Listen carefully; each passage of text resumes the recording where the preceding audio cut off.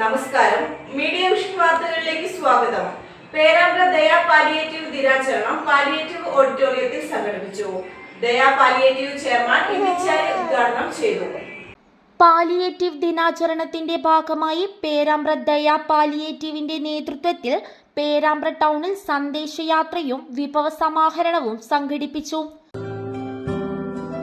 ജീവാകാശം കാണുന്നേ മേലെ നോവിൻ മേഘം മായുന്നേ ദൂരെ ഈ വഴി വീണ്ടും ചേരുന്നു കാറ്റേ ഏതോ താരം നീറുന്നു താനേ.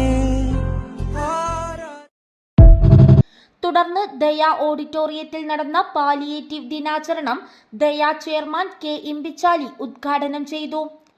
ദയാ general secretary AK Tharuvai Haji അധ്യക്ഷത വഹിച്ചു. Silver college, Kairali college, Morse college വിദ്യാർത്ഥികൾ, അധ്യാപകർ, പൊതുപ്രവർത്തകർ, ദയാ വളണ്ടിയർമാർ, സ്റ്റാഫ് അംഗങ്ങൾ എന്നിവർ സന്നിഹിതരായി. പേരാമ്പ്ര ഗ്രാമപഞ്ചായത്തിലെയും ബ്ലോക്ക് പഞ്ചായത്തിലെയും ജനപ്രതിനിധികൾക്ക് സ്വീകരണം നൽകി. Perambra panchayat president Lathika Vinod, block member Rajan Marutheri എന്നിവർ പഞ്ചായത്തിന്റെയും ബ്ലോക്ക് പഞ്ചായത്തിന്റെയും സ്നേഹോപഹാരങ്ങൾ ഏറ്റുവാങ്ങി. പ്രവാസി കൂട്ടായ്മയെ പ്രതിനിധീകരിച്ച് PCC Moithi Kakkinikkandi, Kunhabdulla Pullookkal, Ismail Kannatti, Amal master Silver College, Muneer master Nochad Morse College എന്നിവരും പേരാമ്പ്രയിലെ അറിയപ്പെടുന്ന നാടക നടൻ മുഹമ്മദ് പേരാമ്പ്രയും ശ്രീധരൻ നൊച്ചാടും ആശംസകൾ നേർന്ന് സംസാരിച്ചു. ജീവകാരുണ്യ പ്രവർത്തനങ്ങളിൽ നേതൃനിരയിൽ പ്രവർത്തിച്ചു വരുന്ന അറിയപ്പെടുന്ന പ്രഭാഷകൻ PK നവാസ് മാസ്റ്റർ, പേരാമ്പ്രയിലെ അറിയപ്പെടുന്ന പ്രഭാഷകൻ ബാലചന്ദ്രൻ പാറച്ചോട്ടിൽ എന്നിവർ ക്ലാസ് എടുത്തു. പക്ഷേ അനശ്വരമായ ഒരു സാധനമുണ്ട്, അതിന്റെ പണിയാണ് എടുക്കുന്നത്. ഇഹത്തിലും പരത്തിലും വിശ്വാസിക്കുക, അല്ലാത്തവർക്ക് ഇഹത്തിൽ വലിയ നന്മയും അനുഗ്രഹവും കിട്ടുന്ന പണിയുടെ പേരാണ് പാലിയേറ്റീവ്. നിങ്ങൾക്ക് വേണ്ടി പ്രാർത്ഥിക്കാൻ ആളുണ്ടാവും.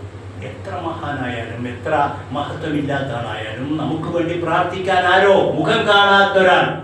അതാണ് നിങ്ങൾ നടത്തുന്ന ഈ വലിയ പോരാട്ടത്തിന്, ഈ സ്വാതന്ത്ര്യത്തിന് വേണ്ടിയുള്ള സമരത്തിന് നിങ്ങൾക്ക് വേണ്ടി പ്രാർത്ഥിക്കാൻ അദൃശ്യമുഖമുള്ള ഒരാൾ എവിടെയും ഉണ്ടാവും. കുറ്റ്യാടി തണലില്, ഞാൻ വേഗം അവസാനിപ്പിക്കാം, കുറ്റ്യാടി തണലില് ഒരു മോളുണ്ട്, റിസപ്ഷനിസ്റ്റാണ്. സെറിബ്രൽ പാൾസി വിളിച്ച മകളാണ്. അതാണ് അവളുടെ disability.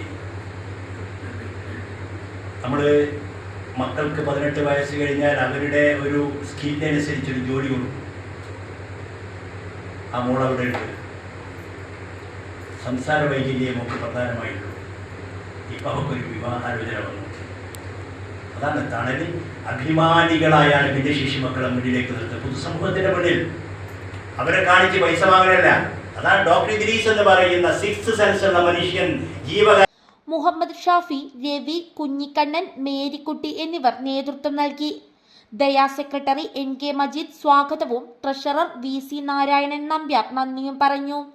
News bureau, media vision, Perambra.